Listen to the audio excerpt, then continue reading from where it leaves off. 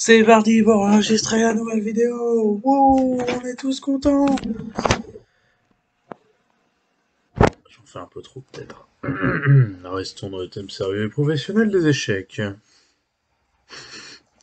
Ouais, j'aimerais trop regarder au montage ce moment. Mais non. Quoique. Hmm. Bonjour à tous et bienvenue pour une nouvelle vidéo d'analyse échec. Aujourd'hui, on se retrouve pour analyser la 5e ronde du championnat des jeunes à Capelle-la-Grande dans la catégorie U18. Donc ce tournoi se déroule sur 3 jours, donc samedi, dimanche et lundi.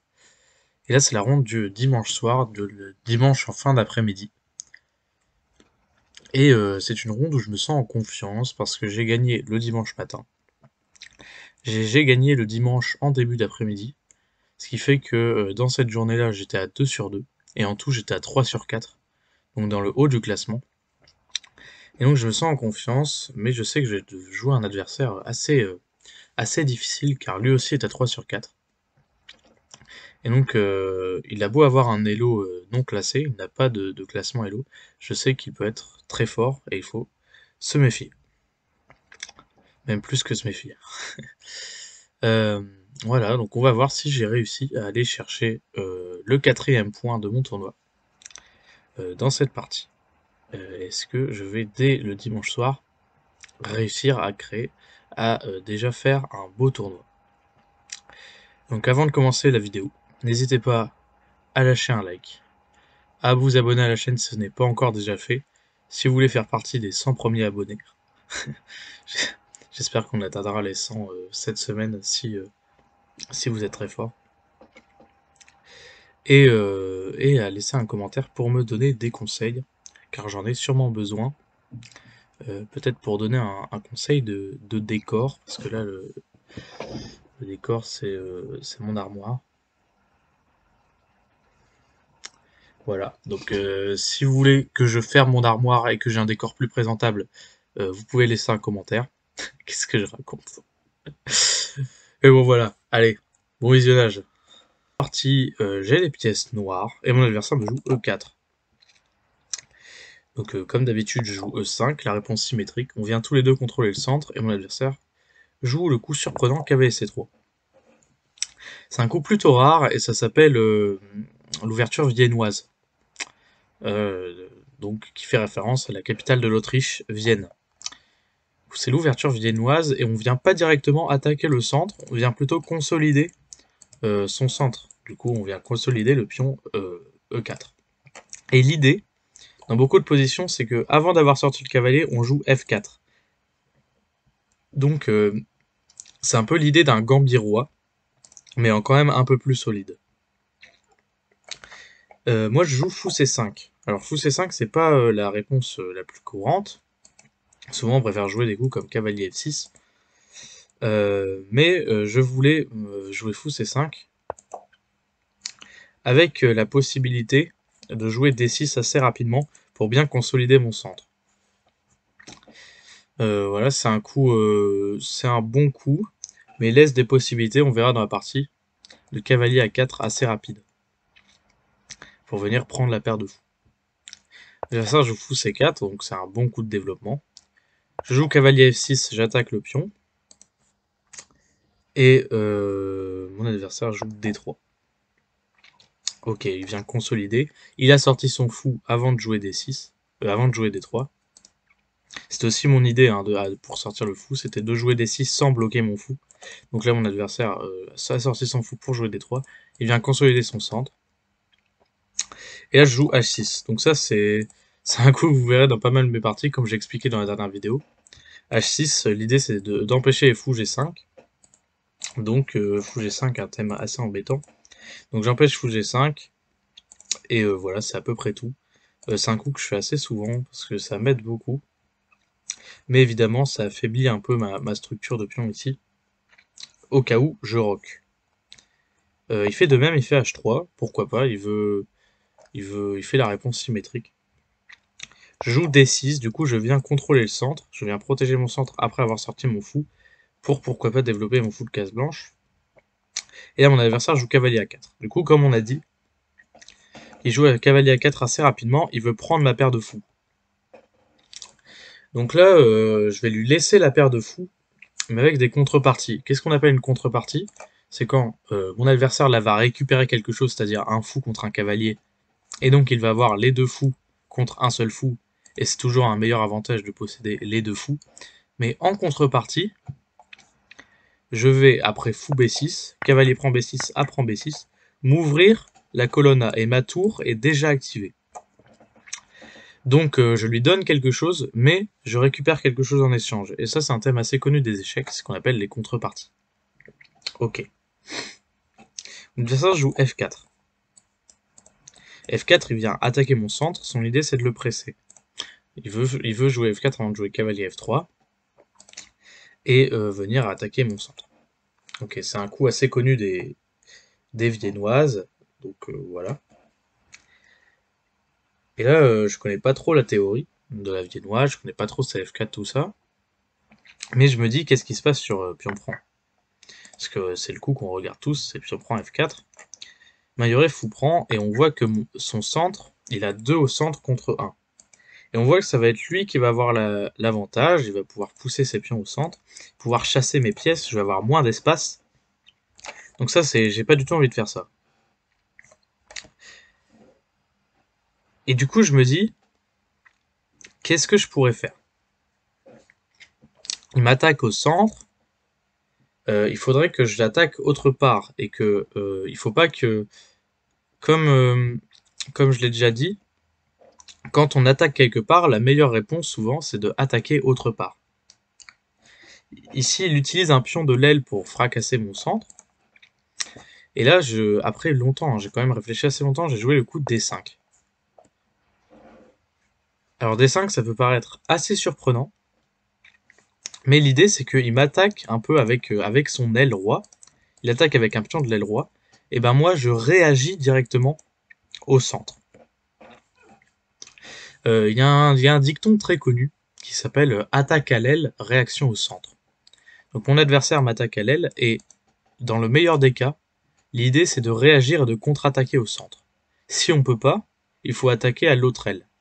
Du coup, il faut, par exemple, s'il m'attaque à l'aile roi, il faudrait attaquer à l'aile dame, par exemple.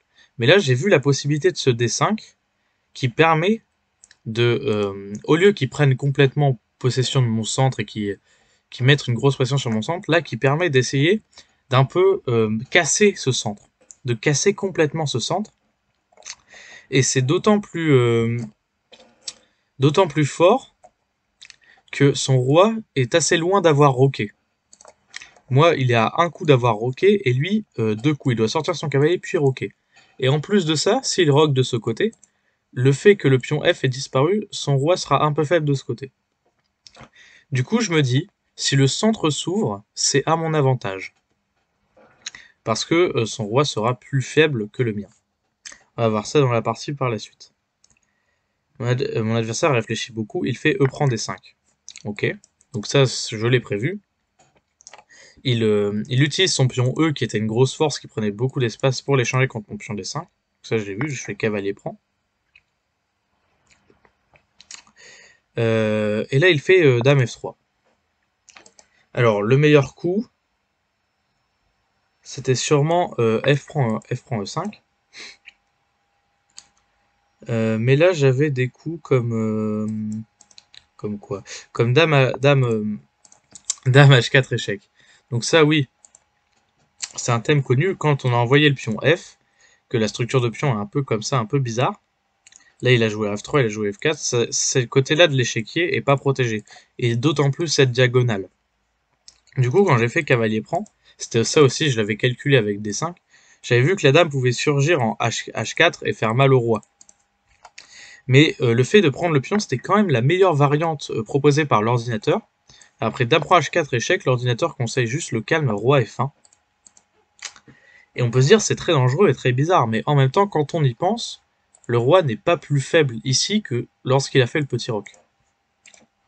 Du coup, à voir, mais mon adversaire n'a pas décidé de rentrer dans cette dangereuse variante. Elle essaie de jouer dame F3, avec évidemment l'idée sur dame H4 de faire maintenant dame F2 et de protéger son roi. Du coup, il fait dame F3, il ne prend pas le pion que je lui offre. Je je fais très bien. Et je fais cavalier B4. Voilà, dame F3, son idée c'était attaquer doublement mon cavalier, avec son fou et sa dame. Et pourquoi je fais cavalier B4, du coup, au lieu de prendre le pion? Parce qu'on peut se dire, bah t'as un pion, tu peux le prendre. Je me suis dit sur ça, là l'ordinateur quand c'est cavalier E2, mais je me suis dit, là voilà, fou prend F4, pion prend, dame prend, voilà, il récupère son pion, il récupère son pion et il n'y a aucun danger. Il va pouvoir faire le grand roc. Et là, je suis obligé de faire petit roc. Hein. Il menace mat. Du coup, je fais petit roc. Il peut faire le grand roc. Et là, bah, c'est plutôt moi qui est sous pression parce que mes pièces sont pas développées. Et lui, ses tours sont déjà actives, etc.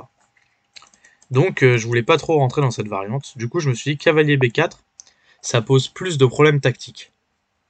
Alors, ça pose des problèmes tactiques car je menace la fourchette. Et mon cavalier est actif et c'est compliqué de défendre cette fourchette ici, etc. Comme son roi est resté au centre. Mais là, on peut se dire, bah, c'est plutôt bizarre cavalier B4, pardon, parce qu'il y a juste pion prend. Et là, on peut se dire, oui, mais il y a la fourchette, par exemple roi D1. Je prends la tour, mais non, non, non. Il y a le mat ici, fou dame, assez connu. Du coup, je ne peux pas prendre le pion parce qu'il va juste bouger son roi, attaquer mon cavalier, et en même temps menacer mon cavalier, et en même temps menacer mat. Du coup, je ne peux pas faire ça. Du coup, après pion prend, j'ai fait le simple petit roc. Et là, ma deuxième idée, donc là j'ai un pion de moins. Voilà, le pion, il a un pion en plus. Mais on peut voir que je menace certains trucs. Son roi est au centre. Je menace la fourchette ici, qu'il doit défendre. Son pion au centre est un peu faiblard, il est un peu isolé. Il peut pas trop développer son cavalier sur la bonne case F3, il y a sa dame. Donc j'ai sacrifié un pion, mais ça lui cause quelques problèmes. Et là, mon adversaire va directement faire une erreur, du coup. Dû à tous ces problèmes tactiques que je lui ai posés, il va faire fou B3. Fou B3, on peut se dire c'est normal, ça défend la fourchette. Et en même temps, voilà, ça défend juste la fourchette. Mais là, il y a un coup. Je sais pas si vous l'avez prouvé, c'est fou E6. Fou E6, c'est très fort. Pourquoi? Parce que ça veut éliminer le défenseur de la fourchette. Oh, mon petit chat. Allez, viens, mon chat. Ah. Je vous présente mon chat. Bon, oui, tu veux des câlins. Allez. Bref. Du coup, le fou veut s'échanger contre le défenseur de la fourchette. Et c'est très fort, parce que du coup, il peut pas trop faire fou prend, parce qu'il y aurait cavalier prend, échec, et je prends la tour, je pense. Et s'il me laisse faire un coup lambda genre H4, bah là je viendrai prendre le fou. Il viendra prendre, par exemple, ça, parce qu'il peut pas prendre de spion parce qu'il y a la tour, et je viendrai faire la fourchette. Donc ça, c'était un coup très fort. Et s'il faisait par exemple un coup comme roi D1 pour s'enlever de la fourchette, bah je viendrai prendre et viendra prendre. Et ici j'ai déjà cavalier prend d'ailleurs. Donc imaginons roi D2, fou prend, pion prend. Et là son roi est au centre, il est très exposé. Et encore les dames sur l'échiquier, c'est pas possible pour lui. Du coup là il aurait forcément perdu du matériel. Et moi je vois pas ça. Et je décide de me développer tout en continuant de menacer certains trucs. Et là je vois cavalier C6. Du coup, c'est quoi l'idée de cavalier C6? C'est de développer une pièce tout en menaçant cette fourchette-là. En gros, c'est la même idée de fou E6, mais avec un temps de retard. L'idée, c'est de menacer la fourchette, dame fou, et d'éliminer le défenseur de la fourchette. Et en même temps, je menace le pion. Mais du coup, il peut pas gérer les deux trucs en même temps. Mon adversaire a beaucoup réfléchi, et n'a pas vu cette menace de cavalier D4, et il a joué fou F4. Et fou F4, ça perd complètement la partie. Enfin, ça perd pas la partie, mais il perd du matériel. Du coup, il a voulu sauvegarder le pion, qu'il avait en plus. Mais du coup, je joue le coup cavalier D4. Je menace la fourchette, je menace le fou. qui défend la fourchette. Je menace beaucoup de trucs. Je menace la dame. Donc c'est très complexe pour lui de tout gérer. Euh, En fait, oui, par exemple, là, s'il joue le coup dame G3, bah du coup, là, je viendrais faire soit cavalier prend, pion prend, et cavalier là, échec, gagne la tour, soit directement cavalier prend, fou prend, cavalier prend, gagne la tour. C'est pareil, ça revient au même. Et du coup, mon adversaire fait dame F2. Donc, du coup, il vient défendre la fourchette avec une pièce supplémentaire. Mais là, on peut voir que j'ai le coup. Ça, je l'avais vu, dame F2. On peut penser que ça tient, mais j'ai le coup cavalier prend fou. Et peu importe sa prise avec un des deux pions, que là on peut penser il a deux pions pour reprendre, ça devrait aller, mais non. Parce que celui-là, on a vu le thème tout à l'heure, il y a tour prend, c'est un clouage. Et sur ce C prend pion, il y a cavalier prend D3, fourchette, dame roi. Et tous ces thèmes tactiques sont dus au fait que son roi n'est pas en sécurité. Si j'ai menacé la fourchette tout à l'heure, c'est dû au fait que son roi est au centre.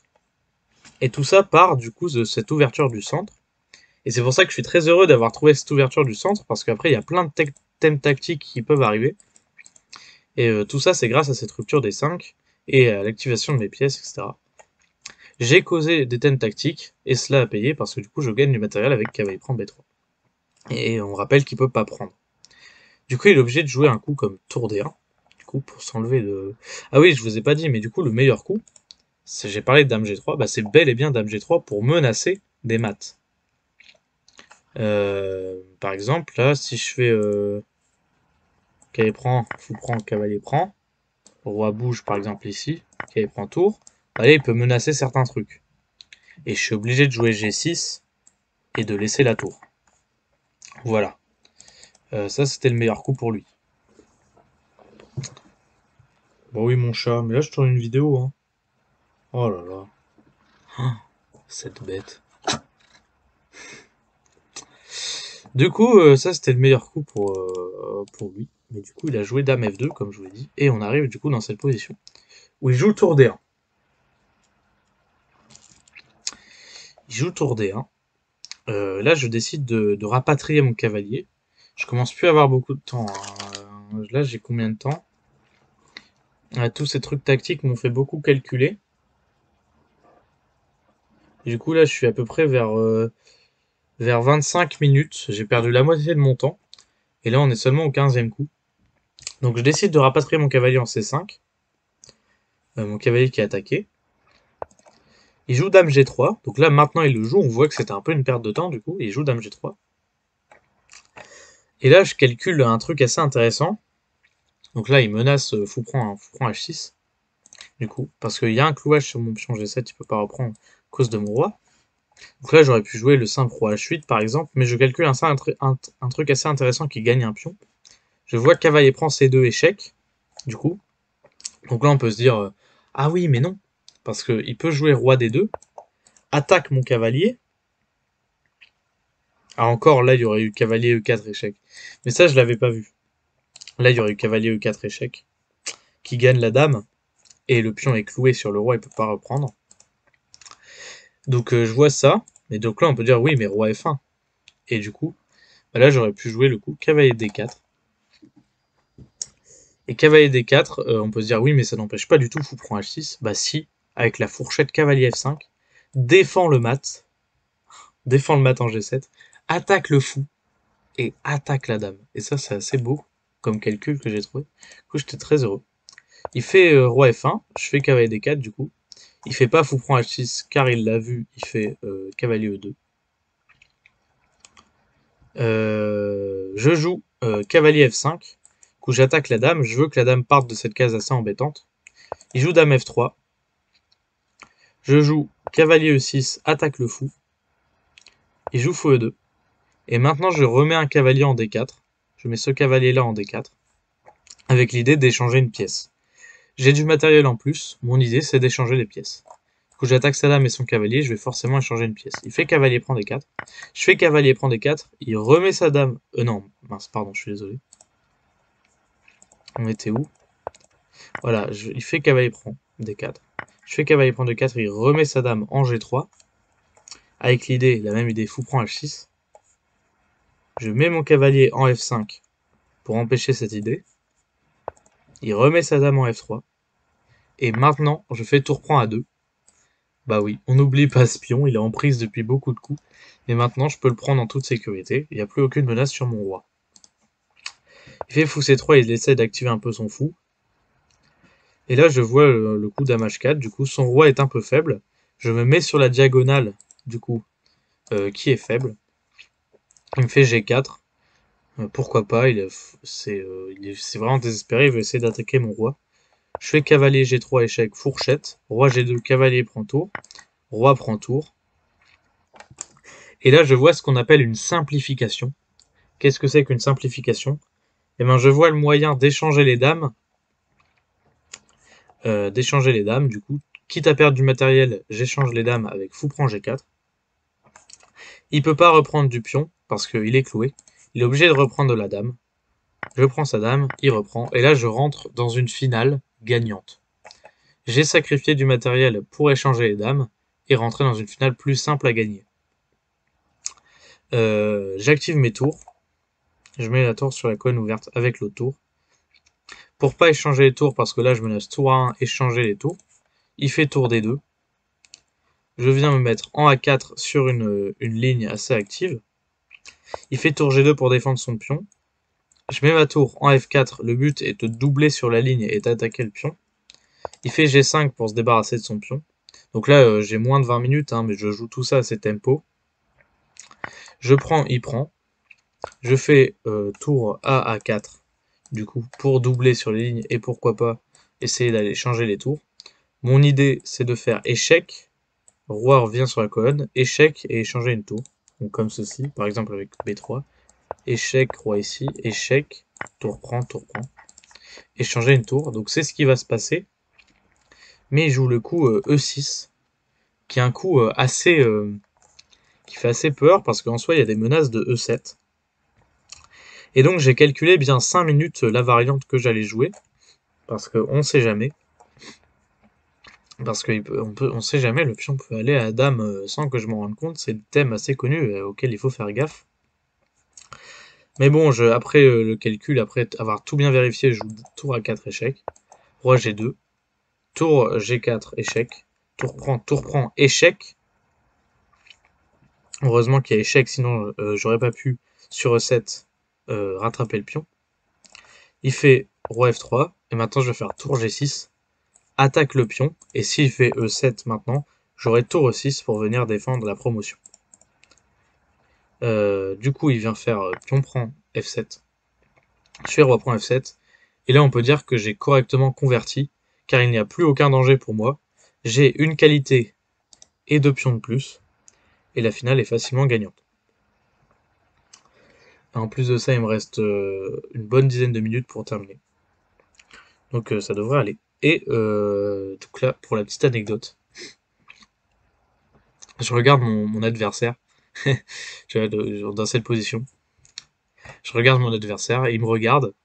Donc là, moi c'était le soir, j'avais envie de rentrer chez moi. Du coup, je regarde en mode bah là c'est un peu fini, tu devrais abandonner. Alors, mon regard c'est en mode abandonne, c'est fini, je sais convertir la finale. Il me regarde, donc là je me dis bah c'est bon, il va abandonner. Et puis il me joue roi F4. C'est un peu sa petite blague. Il me regarde comme ça et il fait roi F4.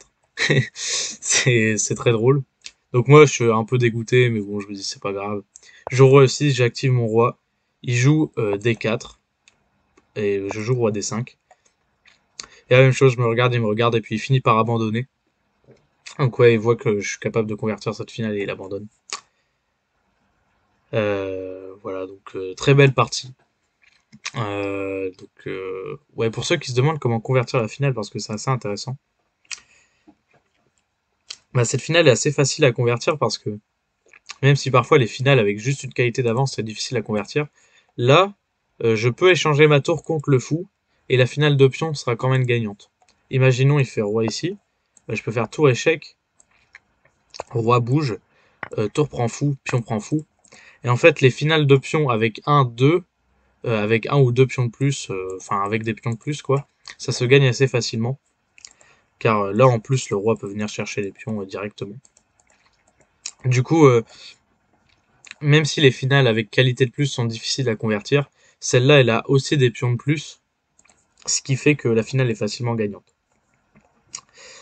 Euh, ça va être assez facile de pousser par exemple ce pion-là à dame, car c'est un pion passé éloigné des autres. Du coup, le roi va devoir aller le chercher, et pendant que le roi ira le chercher, on pourra manger les autres pions, puis les pousser. Du coup, voilà, c'est un peu pour le point technique.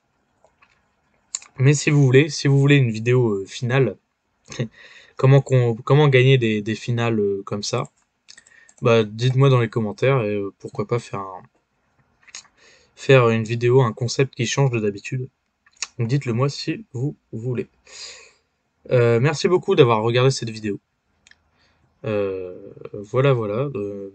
Moi, je vous dis à très bientôt pour une analyse des deux dernières vidéos. Il faut que je me dépêche d'analyser les deux dernières parce que ce dimanche 13 novembre, je joue la coupe Loubadière, qui est une coupe sur une journée, avec trois matchs avec la même cadence, donc 50 minutes plus 10 secondes par coup, la même cadence des championnats du Nord. Du coup, il faut que je me dépêche d'analyser la fin de ce championnat du Nord pour pouvoir analyser cette coupe Loubadia. Mais c'est bien, ça me fait beaucoup de contenu pour les semaines à venir. Je vais devoir bosser un peu. Donc merci beaucoup d'avoir suivi cette vidéo. N'hésitez pas à vous abonner à la chaîne si ce n'est pas fait, à mettre un like, à laisser un commentaire et à activer la cloche de notification. Moi je vous dis à très bientôt. Euh, Merci beaucoup de suivre mon contenu et ciao.